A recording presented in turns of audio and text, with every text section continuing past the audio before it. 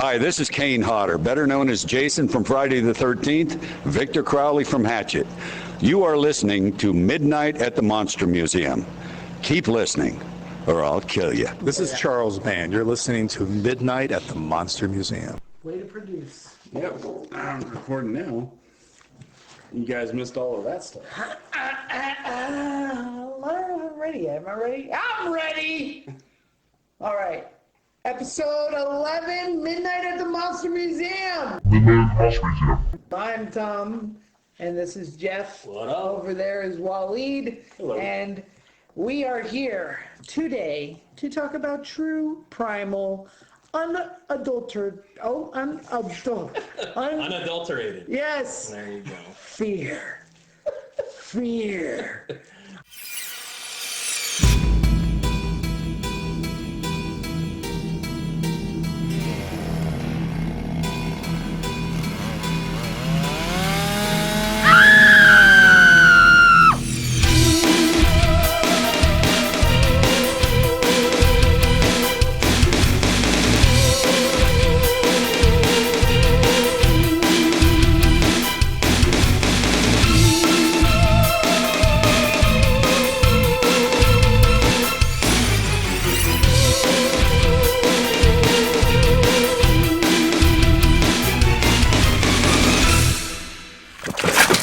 I'm gonna tell you something. As the oh my god, as the guy who can't get words out of his mouth, and the dude that runs the Monster Museum, and the guy who prides himself in being, a horror aficionado. I've been doing the conventions and trade shows since I was a little kid. The guy who thinks he knows stuff. Everybody asks me the same question. What's your favorite horror movie? What's the thing that scared you the most? Well, I'll tell you what. The things that my favorite horror movie, it's an impossible answer, and we've tried and we go through it, and I come up with different things. One day it's Texas Chainsaw Massacre, next day it's The Toxic Avenger, one day it's Monster Squad. It's always a little bit different. Sometimes it's the original Frankenstein, but the movie that scared me the most as a kid, the first movie that actually gave me horrifying nightmares, things that have shaped and molded my career based on some of those nightmares is no. No.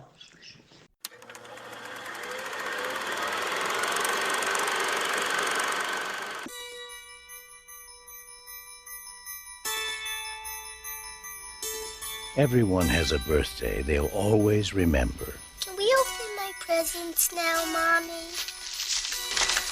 A good guy! I knew it! I'm Chucky. He's something, isn't he? This is Andy's. Time for bed, Andy. Good night, baby. Good night, Aunt Maggie.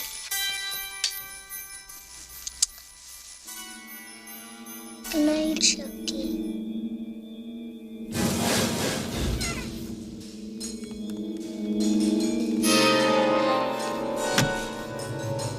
Everyone knows most accidents happen at home. How did that happen? This is no accident. Andy! I'm Detective Mike Norris, homicide. Andy! Miss Peterson's dead, Miss Barkley. She fell from the kitchen window. Someone's moved in with the Barkley family, and so has terror. Mommy, I know who was on the counter. Andy! Who, Andy? Chucky. Nobody believes you about Chucky.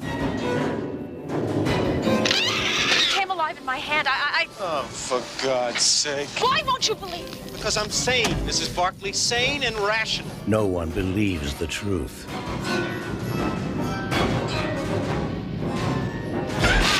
Or lives to tell it. There's nothing nice about murder.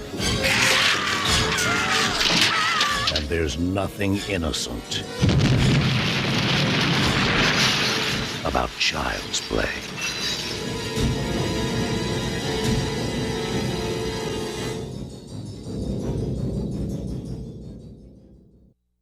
It was a little film called Child's Play. Child's Play being we're talking about 1988, right? 1988, Tom Holland's Child's Play scared the living bejesuses out of me. I'll tell you what, I watched Child's Play 1 and 2 back to back. I watched them at Brian Whipple's house on a sleepover party. It was just me and him. We also burned his entire carpet that day, lit it on fire because I was pretending I was peeing with a thing of lighter fluid as we were lighting it, and it burned up his whole carpet. We were shooting into the fireplace, but then the trail dropped down, lit his carpet on fire. We ended up shaking 2-liter soda bottles to put out the fire. His mom was passed out in the other room, never knew this happened, and then we called carpet cleaners to come clean the carpet. And we were like 10 years old. Come clean the carpet before his mom ever woke up. They cleaned. Who paid for that? I don't know. I have no idea. It wasn't me. And all I know is that was a crazy night. But we didn't sleep the whole night because of these shenanigans and everything that happened. What a freaking crazy night. But I watched Child's Play 1 and 2, and I was so terrified to fall asleep because I knew I was going to have a nightmare. And then my parents would find out that I watched a rated R movie, which I was not allowed to watch rated R movies. I couldn't watch a rated R movie in my house till I was 17 years old. Much like when we talked about Monster Squad. I watched it when I was on vacation in Hawaii. It's one of these things where it's like I'll never forget the first time I saw Child's Play, and when I fell asleep, I had the most terrifying nightmare that I've ever had, and I remember it to this day. So Child's Play, for me, when somebody says, what's the scariest movie, I always say Child's Play, and they laugh. They think it's silly, because people think of Chucky as this humorous little good guy that he's turned into. But you were 8. But I was 8, and right now, Child's Play 1 is terrifying. It's a scary movie.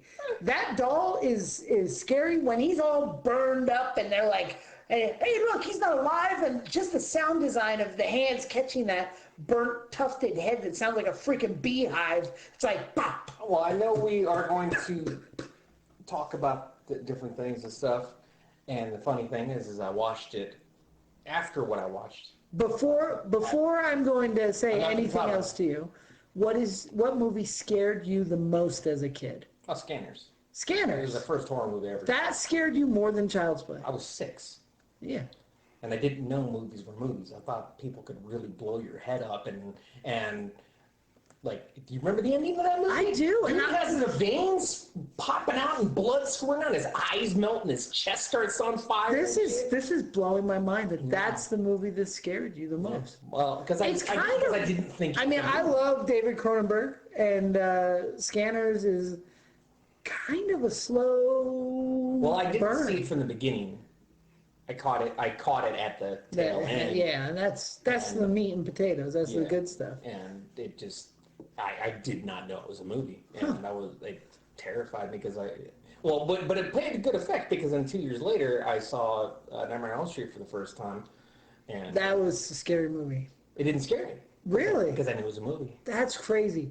So when I saw Nightmare on Elm Street, I actually saw it before Child's Play, and it did scare the crap out of me, but I loved it. I understand why people find it scary. Don't get me wrong. It wasn't like I was like, why do people think Nightmare on Elm Street scared the crap out of me, but I loved it so much. My parents had gone out to eat, and I recorded it off USA, and I wrote on the tape, He-Man and She-Ra's Christmas Special. Yeah. And that way nobody would ever look at that tape except for me. And it was awesome that it had commercials and stuff. Like, it was an edited version, clearly, but I couldn't tell. It was still so scary, the Tina stuff dragging in the hallway, and just the mom in Nightmare on Elm Street is almost scarier than Freddy Krueger himself. And I mean, she was locked. They're all locked. That was horrifying. But that movie scared me, but I loved it, the adrenaline.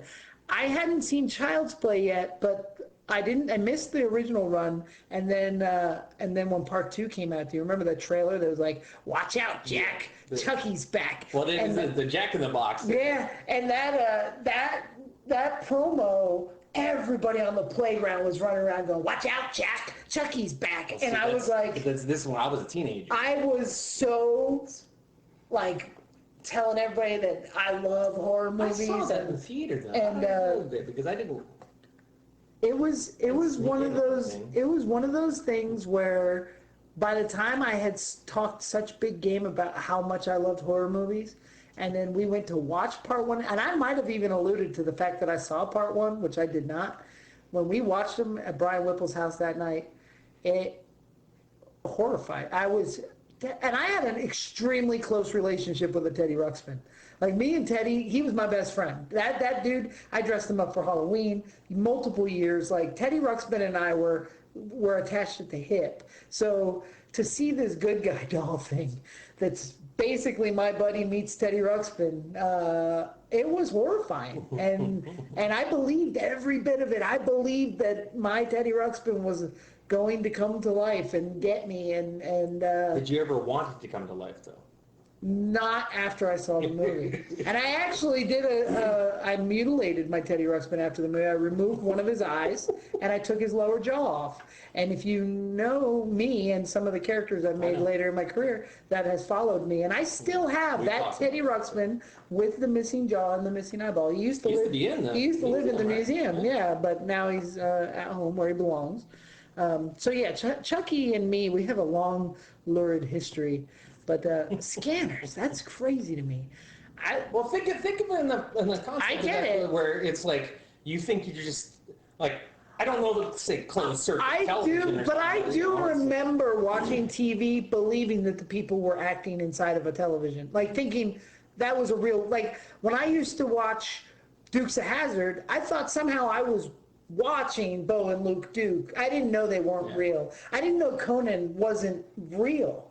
I thought that the TV was just like kind of a portal to Conan, you know, and I'll tell you what, I always knew cartoons were fake. Like I knew He-Man was a fake cartoon, but when I went to the drive-in and saw Masters of the Universe, my mind was blown. I saw a real He-Man. I knew it was real He-Man. It wasn't fake. It wasn't Dolph Lundgren. It wasn't until later I was at my friend Ben's house and his dad showed us the Punisher and I was like, why the hell is He-Man in a sewer with dark hair? I've seen that Punisher, yes. That's like, yeah, that's my favorite Punisher, actually. It's not my favorite, but I do love it. Oh my God, I love that Punisher. That's my favorite. I just said I love it though. Yeah, but what do you like, War Journal better?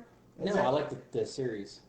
Oh, the series, yeah, the series is really good. The series might actually trump the Dolph Lundgren movie. Yeah, but as far as the films go, I think it's the best Punisher movie.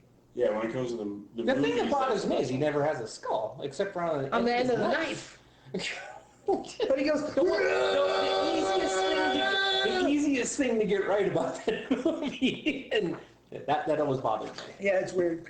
But you played that scene where the guy walks in with a pizza, and the dude just beats the shit out of him out of nowhere. It's like, hey, I got a pizza, and just bam, bam, just fucks him up. I do like that movie. I think it's a more accurate rendition of him than the other two movies. Yeah. I think if you mix the other two movies, you have a much closer. I didn't like Thomas Jane as Punisher. It was the material that bothered me. I mean, even though the scene was taken out of the comic book, the best Punisher scene for him should not be the popsicle scene. Yeah. But, you know, and I think I actually really enjoy Warzone. I liked Warzone, yeah. But as much as I like it, it looked Frank Millery, you know. He looked real grisly. I would have liked it if they played it a little more seriously. Yeah. You know, just a little bit.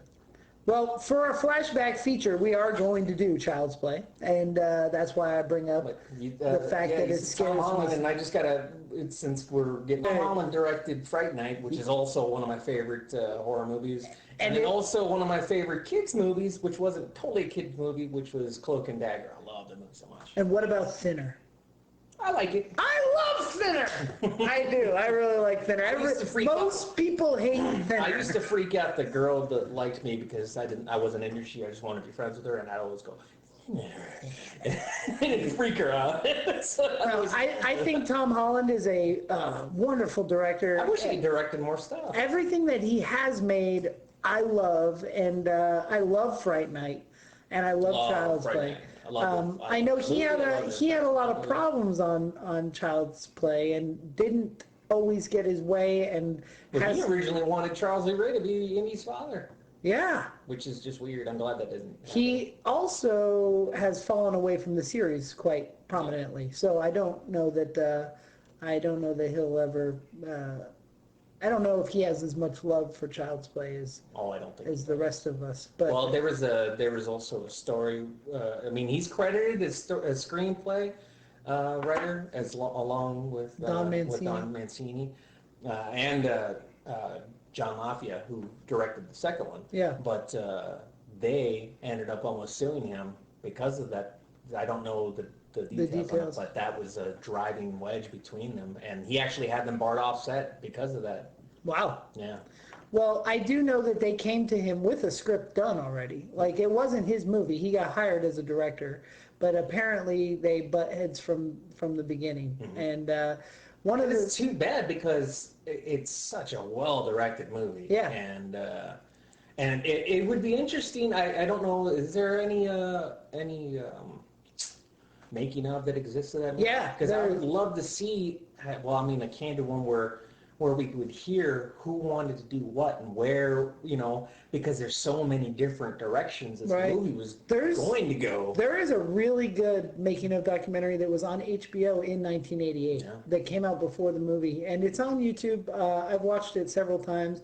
There's also some really cool stuff with Kevin Yeager and the puppets. But and since we'll get you to just that. named her out, I'll like to credit people and stuff like that. I'll get that out of the way real quick so we can get into the meat and potatoes of it. Catherine Hicks, of course, plays Karen, the mother, best known for her role in Star Trek IV, which you haven't seen, but also Seventh Heaven. She actually met Kevin Yeager and married him a year after that, and they're still married to this day. Yep. Alex Vincent played Andy Barclay, of course, in the first two, and then. And comes back in the later ones. Yeah, Ali was replaced by Justin Whalen, which that's the Sequest kid. No, that's the Lois and Clark. Lois and Clark. He played Jimmy. Jimmy Olsen. Yeah. I'm not a fan of his in that role. I'm not really much a fan of his in general, but yeah. But yeah, he reprised it again in Curse and Cult of Chucky. Yeah. Yeah, that was cool. Curse and Cult don't ever get enough. I really like Curse. I think they're both good. Cult's good, but I really like Curse. They're back to dark, fun horror films. I think considering how long the series has endured, how many entries there are in, and how much the budget has gone down, that they are about as good as they could. I think that Curse and Cult are as good or better than Part 3.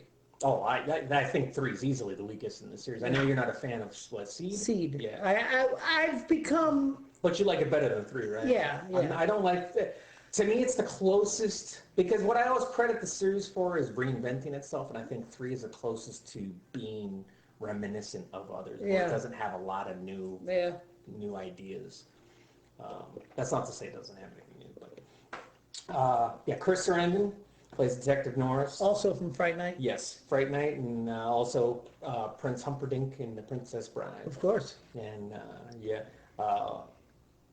love him in Fright Night, but he's good in this as well.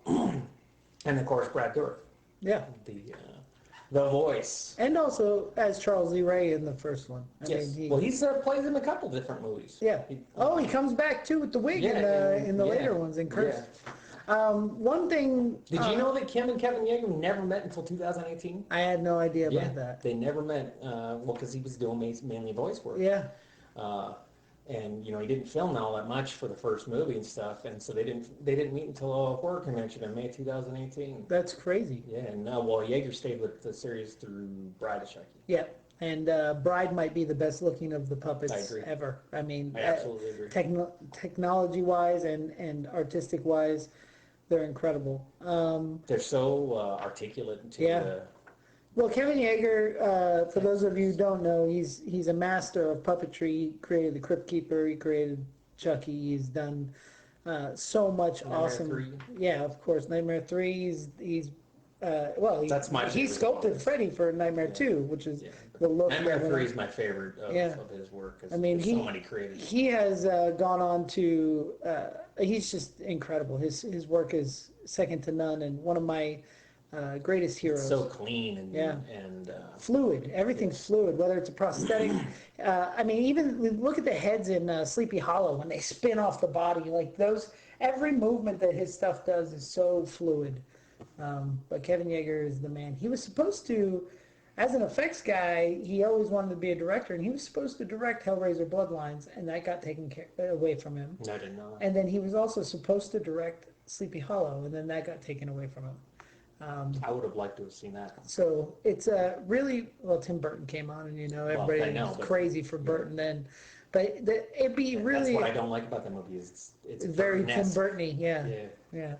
But going back to Child's Play, I had something I was going to say about the cast, and I can't remember. Chris Sarandon was from Fright Night. I don't know. It's a well-cast... Oh, I was going to talk about Ed Gale. Ed Gale, who played Chucky at times. This was a Tom Holland move. So they had the puppets that worked great, but as we know from working on puppet shoots, you can't get wide shots without getting the puppeteers in there a lot of times, or the cable controls, or whatever it is. And so at one point, they grabbed a kid and put a kid in the Chucky costume, and Tom Holland said, "Oh, just put." It was Alex Vincent's sister. Oh, okay. Just put her in the suit and have her run around. But the thing is she was so little. She was like 3 or 4. You couldn't direct her. So they ended up getting a small-statured actor named Ed Gale, who I've worked with on a couple projects, and he's wonderful. And he's told me such freaking cool stories about being on that set. But he also played Howard the Duck, and he's Ed was a bunch of mid-'80s characters, but as Chucky, he was Chucky up through Bride as well. Mm-hmm. And they put him in the suit, and he did a lot of the movies. He's larger proportionately than the dolls. He's larger, but they had to make the sets bigger. They would make the sets bigger. They would shoot him from up, higher angles. Like you can see to Chucky when he lights the Bride of Chucky when he lights the car on fire behind they're at like a rest stop, and you can see him running around, and it's just a real high angle. What I appreciate about that first movie though is like I can't ever. You can't spot it. I can't spot it, which is just incredible. It's awesome. Yeah. So Ed is an unsung hero of the movie because he does play Chucky in quite a few shots, and he's the one guy for the longest time that could say he was the only guy that played Chucky. But now there's been some others. So. Well, originally the film was critically lauded once it entered the theater at a brisk and swift 87 minutes, but the original cut was rumored to be well over 2 hours. Wow. Some claimed 3 hours. That's crazy. Yeah, and originally as well, there was a lot of scenes of Chucky, and Kirshner, the producer, had wanted to be more akin to like Jaws, where you don't see it, or it's just POV. And I mean, hard to argue with what's there because it's effective and such. But there was a lot of weird scenes, like delved into Andy's father dying in the car crash, and he had like sit down moments with Chucky and showed him different things, and I think the original opening too, where they're chasing Charles Lee Ray already and stuff, and he's running away from the cops. Originally, he was stalking some woman whom he thought was an alcoholic, and it turned out that it was actually Detective I Norris. remember. I've seen footage of that. That was shot, and which just seems like a waste of time. I mean, you don't need to know. You know all you need to know about Charles Lee Ray in the actual cut, but they had this whole sting operation, just a lot of really unnecessary stuff, like all the hospital scenes were a lot deeper, or when I say deeper, like they were doing all kinds of weird tests on him and stuff, and just unnecessary garbage. And clearly, I mean, if it's twice as long as it was, but because it was actually critically acclaimed once it ended up hitting the theaters. Even Roger Ebert loved the movie. Really? Yeah. And he used to pan on some of these slasher fare. Yeah. Well, it did have that roots in like the Twilight Zone Talking Tina episode and stuff like that. I remember, I think that he was fond of the doll aspect of it. Yeah. But that's okay. But as I mentioned to you earlier, we didn't really talked to in depth about it, but Charles Band was interested in. That's a crazy thing, because I had actually not heard that. And through your research, you found out that Charles Band was actually talking about producing the series. Yeah. And back then, in '88, Empire was rolling. They were making stuff. What you told me after. And immediately after Child's Play came to fruition, Stuart Gordon made Dolls, which is a blatant ripoff of Child's Play. I mean, kind of Child's Play 2 in a weird way with the Doll Factory, but it's Child's Play ripoff Dolls afterwards. We're coming right back into it. But that is also a great movie, but I could see Charlie being into Child's Play because he loves killer dolls. I mean, he also then jumped once Empire went away and Full Moon came. He came right out with demonic toys. He loves all kinds of which Baby Oopsie could also be a knockoff of Chucky too. You know, foul mouth and. Well, one of the original concepts of the film was that the dolls would be filled with blood. Did you hear this? Yeah, with Bloody Buddy. Yeah, and they would have the ability to bleed. To bleed if they got cut or hurt. But that's where this come into play. Is like Andy was going to kind of, I don't know how emo is the right word or not, but he would be like have behavioral disorder, and he would end up cutting his hand and having a blood pact with Chucky, and that's where how Chucky would come to life. Oh, okay, so they were gonna do like Blood Brother thing. Yeah, and well, back in the '80s too, that was kind of a common thing. I remember doing it with my friends. But that's exactly why I don't like it. Yeah, because it's not, I've heard. Yeah. Well, I mean, not the bleeding doll. Bleeding doll. But yeah, they had like good guy bandages, what it was and stuff. But then eventually, also in the original draft, he wasn't even Chucky. He was Buddy. That's why he's Bloody Buddy, and they were going to. It was based off the My Buddy doll, which then they got blocked because of My Buddy, which is ironic because now the new one is Buddy. It's Buddy, yeah. But the doll would kill people that gave Andy issues, like so it was almost a protector and stuff like that. Well, yeah, and you've heard this one before too. He would only manifest when Andy was asleep. Yeah. He would. I mean, the doll would be, but he would only be alive when he would go to sleep because it would be a manifestation of his connection with him and such. I've done films like that actually. Exactly. Yeah. This is my point. So that's. Yeah, but it was going to be a lot more psychological, and it was because his mom was a workaholic and his dad was dead and all this other stuff, so he was going to be all angsty and stuff, which I'm really glad, because the relationship between Catherine Hicks and Alex Vincent is fantastic. So believable. Yeah, absolutely. So believable. And when he makes her breakfast in bed and it's all slopping all over the place, and man, I see even my own kids sometimes, and I'm thinking, oh, you little Andy Barkley.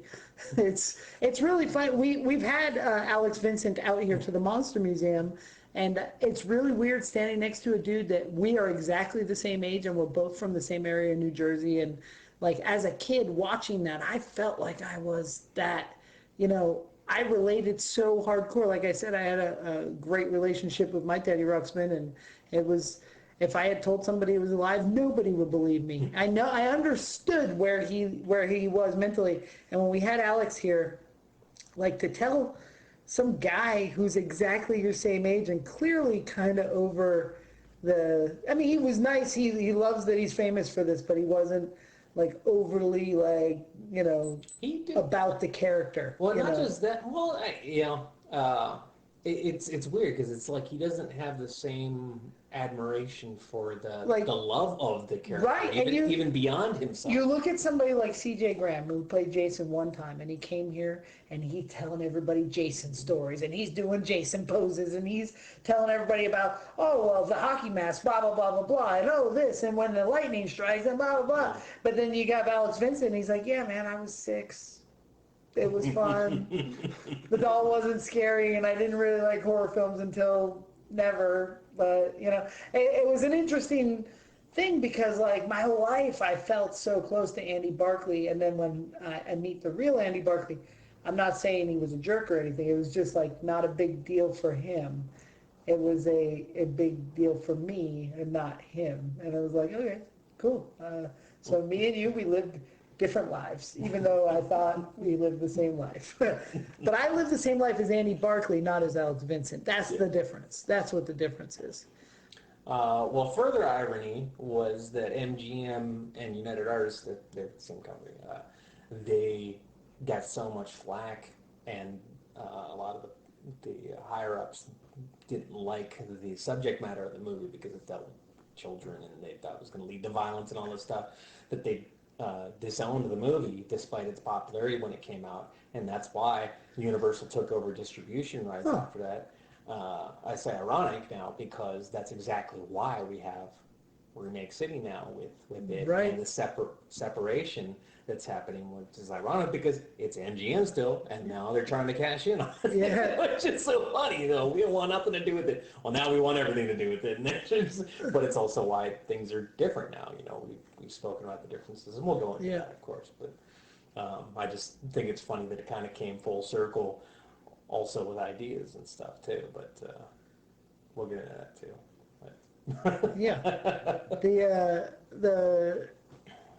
I can't believe it took this long to get remade. So it was supposed to happen in about 2009, and then because of the critical failure of the Friday the 13th and the Nightmare remakes, they got gun shy despite the fact. The funny thing is the Brad Dourif was going to still voice him. The Friday the 13th remake was great. But it wasn't it was critically bad, and it dropped like 70%. I just don't understand why. But then again, they were the thing that all these critics are kind of retarded about is all of these movies were junk. I think that's why they're so good. This is why I can tell you why. It's because back when they were coming out every year, that's exactly what was expected. Yeah. And then when years went by and we weren't getting them all the time. Yeah. Now all of a sudden, even though it's a little bit smarter and a little bit better and more polished, it's not in the psyche of what to expect, and it's like now it's what I used to stereotypically think of Ebert and Siskel and Ebert. Whereas if it wasn't an award winner, typically they would pan it. If it wasn't a good film, usually they would pan it. That is not completely true now that I've looked at them and stuff like that. But that was generally the mind frame, and I think that's what happened with those movies is that. But then they weren't used to the slasher anymore, and so stupid studios get so gun shy about things when they're like, "But the popcorn movie will live on forever." So, particularly, it was the Nightmare one that really put the nail in the coffin. It's because they tried to do something that they shouldn't have done. Well, it wasn't that the movie was confused about itself. Yeah, it didn't even keep its own mythology within its film. It sucks straight. I didn't see it. I know. But we talked a little bit about it. But I won't. We'll go into that sometime. Yeah. So when it comes to Child's Play, what's your favorite moment in the movie? I love when the mom's threatening because she's trying to get him to talk, and the first time he goes ape shit with no batteries. Yeah, he says, "Hi, I'm Chuck. You want to play?" And it freaks her out. But then when she threatens him and he just goes ape shit, and you hear Dourif's deep listen up, you stupid bitch! I love that so much.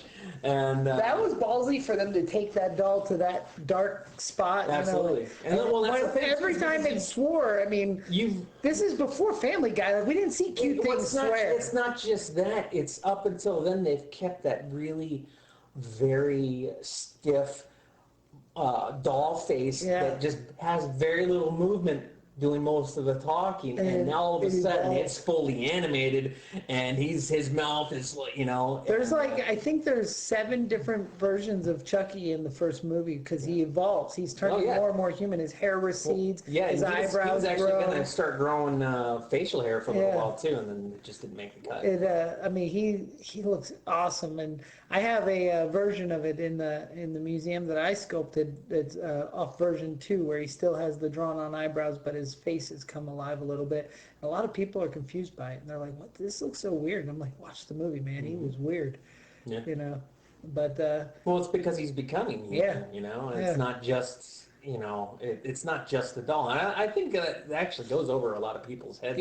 In general, I don't think they know this. And the thing is, it's touched clearly upon in the sequel because I mean, yeah, well, I know we're not talking about it, but I mean, real quick, he successfully says the chant to jump into Annie's body. And then what happens? His nose starts bleeding. Yeah. Because he's been in integrated. too long. Yeah, he's integrated, and so it's confusing when somebody claims that they're a big fan of the series. And Yeah. They're looking for good guy dolls.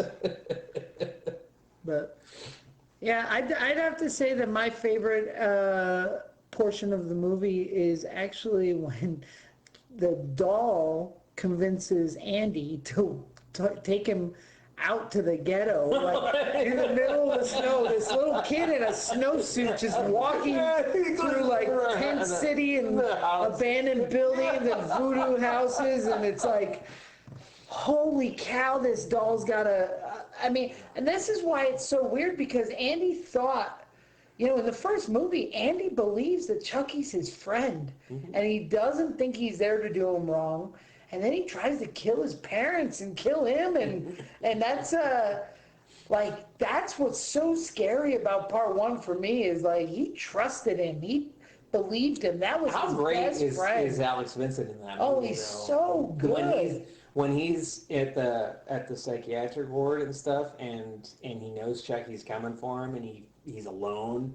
And he thinks like he doesn't say it, but he thinks he's gonna die. Yeah. And he starts crying, and I mean, pretty good. Yeah. Pretty good. Absolutely. But yeah, it's one of those things where it's like, man, I can imagine. But I also remember a day where a 6-year-old could go walk like that and get out of town without, like nowadays, no way. My kids don't leave. I try to tell. I'm like, go to the park. They won't leave. But only one of them's 6. yes. We have a backyard. Go play in the backyard. No, I'm just gonna sit here. All right. Well, do something. They need a Chucky in their life. Get them to walk to the ghetto. Every kid needs a doll that would just chase them out of the house. We got my son a Teddy Ruxpin to try to help him have the experiences I had as a kid. He liked it for a while. Yeah, but it never took to it the same. He never took to it the same. Society's different. Kids are different. Yeah, they are. It's also, I think, a little weirder when your dad makes little characters and creatures, and they kind of see behind the curtain, and that's tough. Because I believed all of it. They're both being introduced to the world from behind the curtain first. It's so weird because, like, even though I had to put tapes in that teddy bear, I believed he was real. Like, I knew he was real, and it's just strange. I can't remember the time that I realized, like, oh, this is just a stupid toy. It doesn't matter. Like, I thought he was my friend. Like, I really did. Hi-ho. Well, what else you got on Child's Play? What else? You got any other crazy, fun, insane stories that you found? Yeah, but I didn't write them down. Okay. Well, I'm gonna shoot right to this. Hypno swirls. I'm still not ready to break the I'm at like 22. Yeah, I need you to break this. 22. I'm still not breaking the hypno swirls yet. I'm not. I broke it. I broke the other scale for Godzilla, but that's not the hypno swirls. That's why. So all right. Well, I'm hypnoed straight out to 22 on this. Yeah, but you break the scale almost every week, so. No. Yeah, I think all but 2. Only I think all when but it 2 matters. But the flashback feature is all these movies that mattered to you. So how bad are you actually saying these movies that don't break the scale? I'm not saying they're bad. I'm just saying they're not Child's Play. Well, you give Return of Swamp Thing, what, 4? 4.5. Wow, compared to a 22. Wow. Yeah, I stand by that. Tom Holland's a hell of a director. I'm just gonna go 5 right now. All right, 5's good. Yeah, no, it's great. 5's great. I think it's a fantastic movie. It's terrific. That's what I'm saying, is because the hypno swirls are ones that my wife and I said we're going to start saying terrific more. Like, that's a new thing. When someone says, "How are you doing?" Terrific. I'm doing terrific. Well, the ones, because terrific. You're talking about ones that had these influences. Yeah. And it didn't influence me. I loved it, but it didn't influence Right. me. So, yeah. So 5 is as high praise as I can give ones that didn't influence me. Okay. So, All right. Well, I'll take it. bring Freddy into the equation, and then I'll... We are going to do some Freddy stuff. Originally, I had this awesome Freddy talk I was going to have, and I forgot about it. Oh, I have plenty to talk about Freddy, so... But we'll get Freddy. We're going to have to do, like, multiple... We're going to have to do, like, a 2-part thing if we're going to talk about Freddy. We can do the whole series. That's what I'm saying. It's because, like, probably, like, multi-part series, because I don't think 2's enough, honestly. Well, we'll do it. We'll do Freddy one time. But right now, we're doing Child's Play, which brings us to the main meat and potatoes of this modern movie that we're going to talk about.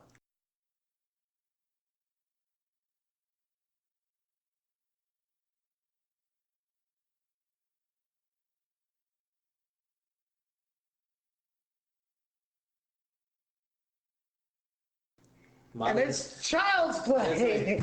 The modern maybe masterpiece. Maybe not masterpiece. Not Child's Play. I'm saying that's what the segment's called. But we could call it the modern maybe not masterpiece. The modern maybe or maybe not masterpiece. Yes. So we'll make it longer. Let's make it longer than that. Just keep adding it. Words every time. I will say though that. So I'm going to start a disclaimer. I did not watch the new Child's Play until I heard Mark Hamill was the voice of Chucky. I did not plan on watching the new Child's Play. I will actually watch this movie because I'm a huge Child's Play fan. And here, I'm just going to touch back on Seed of Chucky. When I saw Seed of Chucky, I was so excited to go see it because I love Jennifer Tilly, and she was playing herself as well as Tiffany. I was so stoked coming off Bride of Chucky, which was fun and dark and fun, and there's a van, and it was fun. That's what I thought was so great about that series is they went meta, and then it brought itself meta back to the fiction. Then I watched Seed of Chucky, and I was like, what is this trash?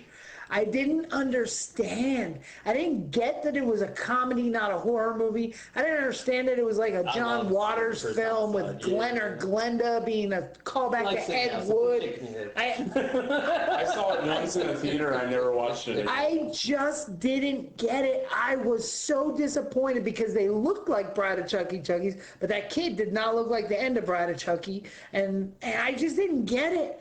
And then I watched it again. And I was like, all right, I'm getting a little Red Man. This is weird. It's kind of stupid.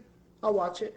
And then I watched it again. And I was like, oh my God, this is actually really well done. It's actually pretty smart. It's smart. It plays well. If you can look at it like a John Waters movie, which John Waters makes a clear cameo, it really is a fun, good movie. That's honestly why they put him in the movie. So after the acquired taste of Seed of Chucky, then I got privileged with Curse of Chucky, which I didn't think was going to be anything good. I saw this terrible looking Chucky doll. I actually really loved the movie. So I watched it, and I loved it instantly, and it was one of my favorites.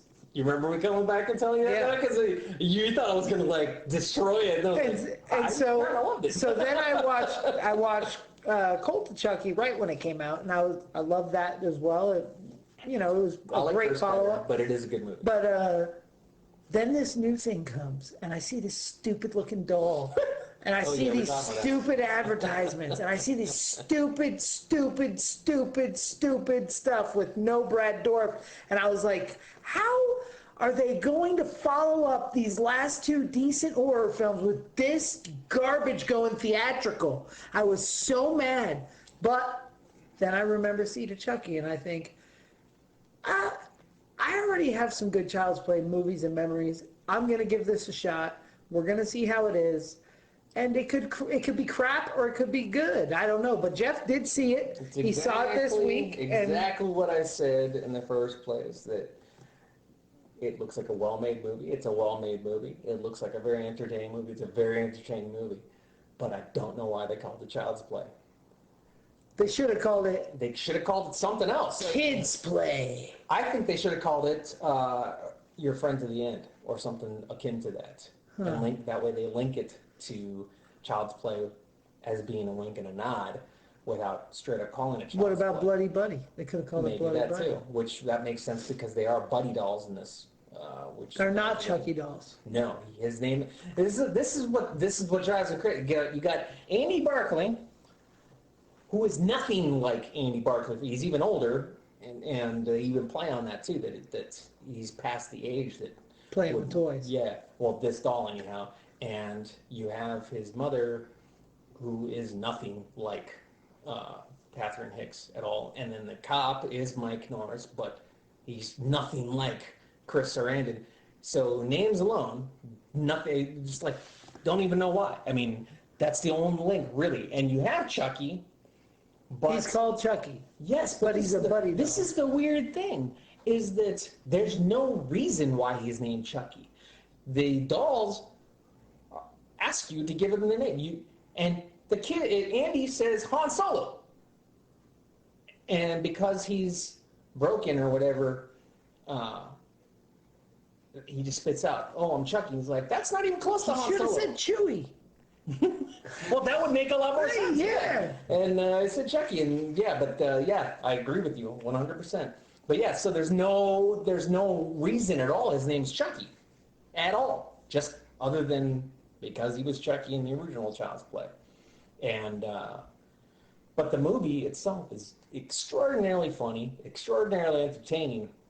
I just don't understand why they call it the Child's Play other than... I really hate the way the doll is wearing that striped shirt and overalls that made so much sense in 1988, but don't make sense for an AI unit. But they're buddy dolls.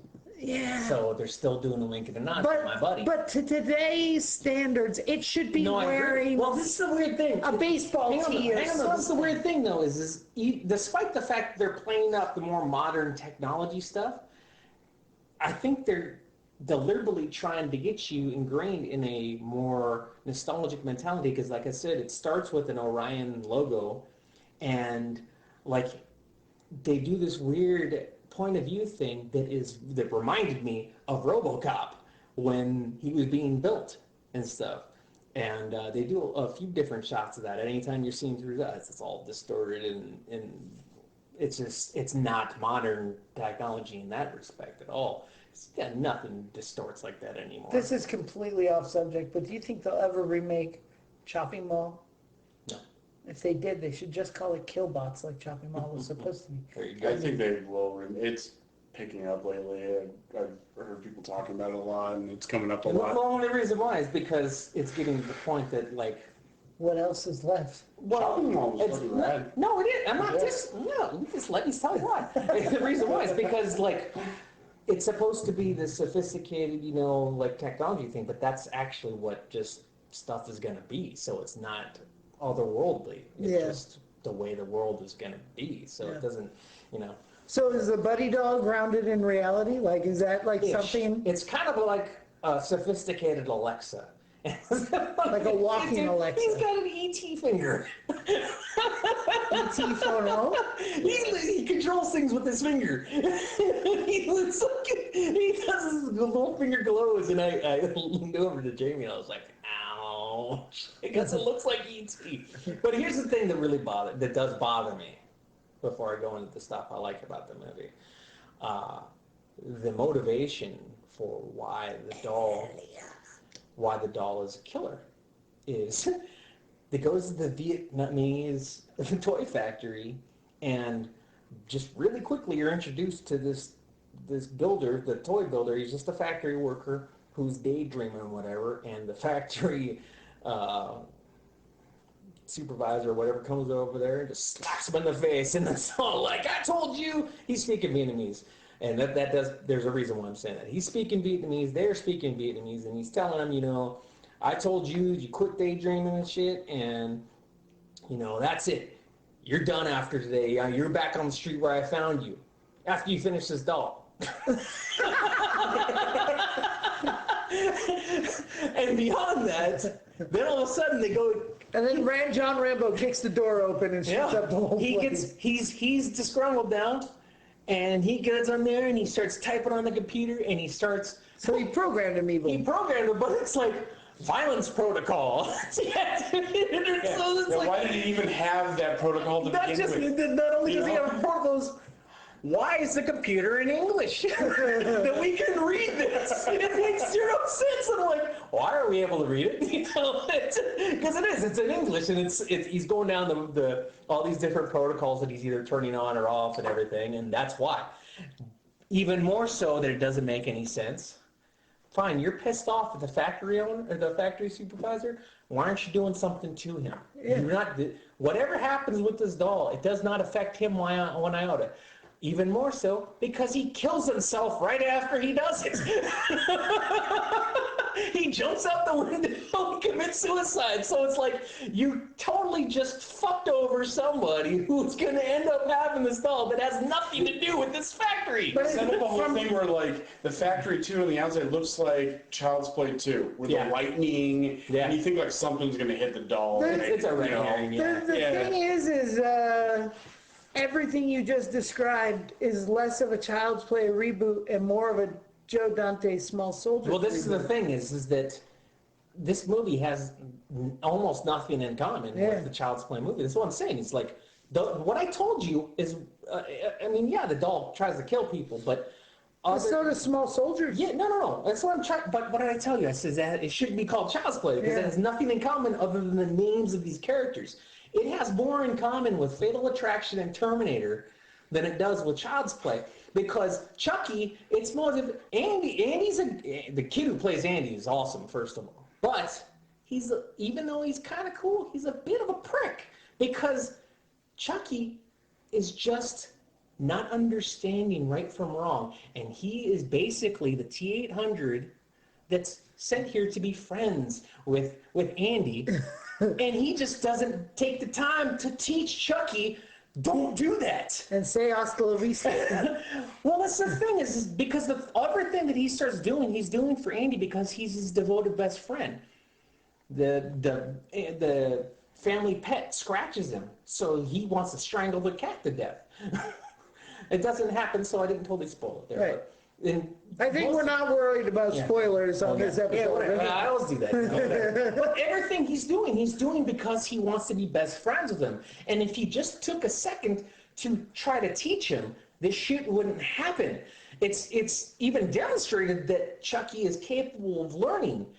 And this is funny that we just so recently did this episode that he actually learns a couple of homicidal tendencies from Texas Chainsaw Massacre 2. Oh, that's awesome. Because the kids are watching Texas Chainsaw Massacre 2, and they're laughing at the movie, thinking it's so... And he thinks that the things that are being depicted in the movie is what you do to entertain who you care about. Right. So he's just being a bad example for Chucky. Yeah. And it's even more maddening because there's a song that he sings that made Andy even pause when he was going to do something to Chucky. And so when Chucky is angry at Andy and he thinks that he just needs to kill him or whatever, Andy resorts to singing this song. And Chucky relents because it's his friend that's singing his song. So it's proof positive that if he just took the time to teach him properly, he wouldn't have to kill for you. But as I had mentioned earlier, I said that a semi-serious, what I think is the link. I think, as the Terminator storyline always changes, where Judgment Day changes, and Skynet becomes aware that Chucky is the beginning of the new Skynet. Chucky is the beginning of the new Skynet. And that could be my favorite movie ever. Yeah, and because Chucky has red eyes. None of the other ones have red eyes, and it's demonstrative by the red eyes. He makes these drones appear that look like fucking little mini hunter killers, and they start killing people. He goes live and starts controlling everything. Was it August 7th, 1997? Well, no, but they changed the date, remember? Yeah, they changed the date multiple times now. They changed the date. And here's the thing, too, is they always say that Skynet fought back because they sought to deactivate them, right? Well, it panicked because it knew what deactivation meant. He knows, he learns what deactivation means in this movie. And so when it would come time to be the AI, to be the command center for all that stuff, and they go to deactivate him, I'm telling you, What if he's the Chucky is the new T200? Skynet. I called him a T100. Yeah. That's what I called him. I called him a T100. He's totally Skynet, dude. He's I'm totally Skynet. sold. Like adorable and sympathetic. I am the whole so. movie, I'm like, oh, he's just. Well, that's what's his friend. That's what's so funny is the first time you see the doll, because I know we talked about how that doll looks. I was like, I've seen this already, this doll, but good God, that thing is ass ugly, right? And then there's slight tweaks that happen throughout the movie, and I swear it gets a little bit cuter throughout the movie, but you were saying it's just so bad. They play up How stupid he looks. Like he even Andy will tell him, no, man, because he's already looking weird when he's making facial expressions. Like, no, really, really play it. And he's doing all these weird facial things and stuff. That's so funny. Yeah. He's trying to get him to do like an angry face. He's just doing all these weird And actually, that reminded me kind of Arnold, the Arnold thing. It reminded me very much of that. Yeah. Yeah. What? How did Mark Hamill do as the voice? I liked him. I liked him just fine. But the thing is he's totally sympathetic. I mean, yes, he's homicidal, but when he's killing people, it's mainly for the love of his It's out of his heart, yeah. It's mainly out of the love of his He friend. just doesn't have a filter because that Vietnamese guy stole his filter. Well, this is where I say that it becomes fatal attraction, because then it becomes, oh, well, now you want to be friends with them, but not me. And so I need to get them out of the way. But Andy kind of acts like a dick to him after a little while, because it's just he doesn't understand. He doesn't understand, and so he's all like, "Nah, get away from me," Yeah. And it's like, well, how hey, it's like, you ever have that girl that kind of hung around and you thought it was really fun, and then all of a sudden she's like, come on, dude, get away from me. You're bugging me. So if you just can ignore the Andy Barclays and the Chucky and forget that you're watching a Child's Play movie, I think you will love this movie. Well, I'm going to be honest, is usually you're telling me about these movies, and I'm like, yeah, cool, awesome. Actually, you might have sold me. The thing is for anybody who doesn't know, I believe Terminator's real.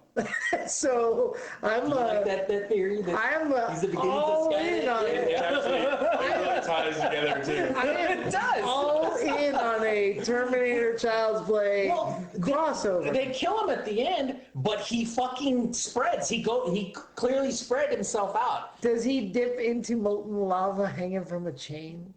No. Oh. All right. But we're talking about Terminator 1. Yeah. Terminator 1. Well, it's that would be, a lot of the population would hate it, but that would be my favorite thing on the planet. But he doesn't sacrifice himself down the chain like you, because fucking Andy Barclay didn't teach him to value life. Yeah. No, he wants to live, damn it. He wants to live because you didn't teach him the value of human life. I would like more than almost anything cinematically in my life for this to be a crossover to Terminator. It would be fantastic, wouldn't it? And the rest of the public may turn on everything, but they could suck an egg, because that would be the way to sell me this movie. I want you to watch that movie and think of it from that perspective, that what I'm watching is the beginnings of Skynet. And I will, and I'm going to. I'm going to watch it like that, and then I'm going to make fan art. And I think we need to somehow document the fact that there's somebody out there trying to tell us something. I read theories all the time.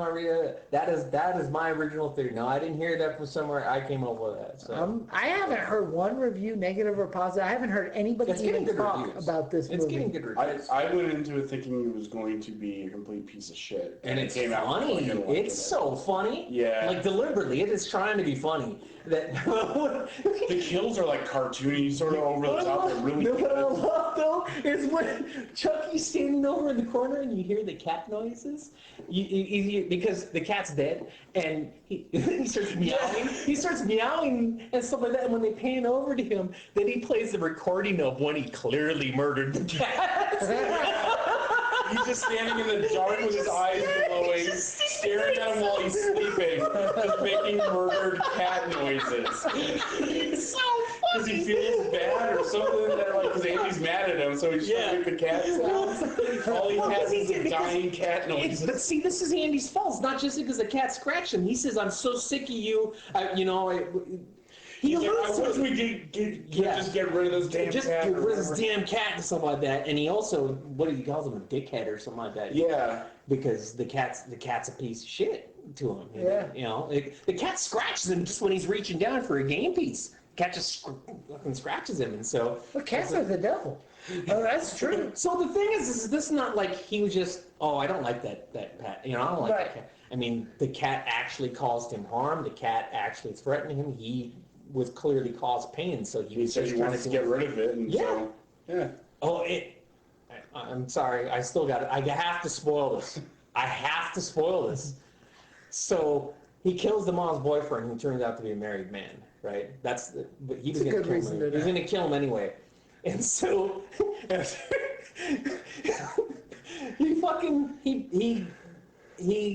there's a tiller, and he ends up taking the guy's head off on a tiller, right? And it's so funny because his hair flies off and lands on a garden gnome. But when the cops come, of course it does. When the cops come and they to investigate, he doesn't have a face.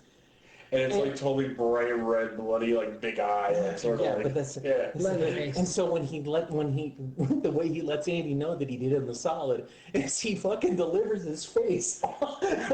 He nails into a watermelon and like wraps it up in a bow. Because of Texas Chainsaw 2. Yeah. The Texas Chainsaw 2, because they were totally laughing about it. He's like, that could never happen. So he puts his face on this fucking watermelon. And then, it's so great. It's so funny. That's pretty awesome. Yeah. That's pretty awesome. Great. You didn't have to spoil that part. I did. I did because we were just talking about Texas Chainsaw 2. So here's a rating 1 to 5. What do you give it? This is a solid. I'm gonna give it a 4. Oh. Because even though I enjoyed the last act, the first 2/3 of the movie are extraordinarily strong, and then it goes a little bit wobbly towards in the last act. Yeah. From the car, it was entertaining, but I was just like, come on. Up until that point, I was just settled in and I was believing it, and then it was just like. Went a little too far. Yeah, just a little too far. When his powers, I guess, sort of started happening. Yeah. Yeah. He takes control over this automated car, and yeah, it's silly. It's silly, but not in the like really cool way. Yeah. Silly. Yeah.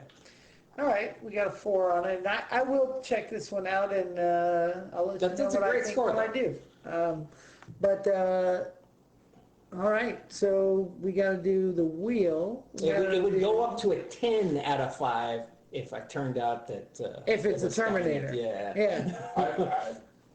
I would give it a 4 as well, just because it shouldn't have been a Chucky movie. Absolutely. If it was its own movie and it wasn't Child's Play, it easily would have scored way higher if it was its own thing. It's riding the coattails of the name for no other reason than marketing. The name. Yeah. That sucks. Yeah. We're going to do a Waleed's top 3 favorite robot movies. Favorite robot movies? Terminator, RoboCop, Chopping Mall. All right. Terminator 2, Terminator 1 before Terminator 2? I like the Terminators in order. I really like Terminator 1. I can't pick between them. Yeah, I have a real hard time with Terminator 1 and 2. Yeah, I liked 2 when I was younger, but now when I'm older, I like 1. It's just so weird because despite the fact that there's so many similar story beats, they're 2 totally different Completely different movies. One's a horror movie, one's more of an action. Yeah. And there's so many groundbreaking moments of lots in both of them. Yeah. All right. Terminator, RoboCop, Chopping Mall. Good. I would put the robots. Vindicator in there. That's good. Vindicator? Yeah. Which one's a Vindicator? It's also known as Frankenstein 2000, and it came out in the early 80s. Actually, Stan Winston made the suit for it. It's very RoboCop-esque. It's about a guy who is trying to make a sustainable suit for astronauts for Mars, and he ends up being murdered It's an inside job, of course. It's very cliche, but he gets put into the suit, and it's hence Frankenstein. But yeah, it's very cool. Have you ever seen Rotor? Yes. Yeah, it's like basically just straight RoboCop ripoff, but like the dude has like a mustache and sunglasses. Yeah, he looks like a mix between Mad Max in the first movie and one of the Village People, the cop Village person. I feel like I threw Chopping Mall in there just because we said it earlier. Chopping Mall is a good movie. It is. But is it a robot? But you can. I mean, I know there's robots in it, but you consider it a robot. Oh, 100%. It's also Short Circuit. Short Circuit's great. Yeah. I don't think 3 is good enough. I think it has to be a larger. But this is a Wall-E top 3. No. I'm saying that the list needs to be longer. Because, it's like, what's your favorite horror movie? Yeah. It's too hard to answer. Yeah, robots are pretty 3, it's too hard to, Mechagodzilla! Definitely Terminator, RoboCop, and then a billion other ones for 3. I love robots. I love robots. Robots are badass. Yeah. They're doppelgangers and robot doppelgangers. Shit, fucking Bill and Ted's 2 is technically. Yeah. And the good and bad robotusses. Those are good. The good robotusses are badass. He's got a fucking vacuum as a foot. What the hell? Yeah. All right, so now we're going to spin this wheel of murderous mayhem and see if Jeff can get out I would alive. totally live in the remake of Child's Play because it's Asian that turn him evil. So the Asian guy would. All right, here we go. Look at the computer. Spinning it. Vietnamese. Yeah. That's why it's in English. It's to benefit me, man.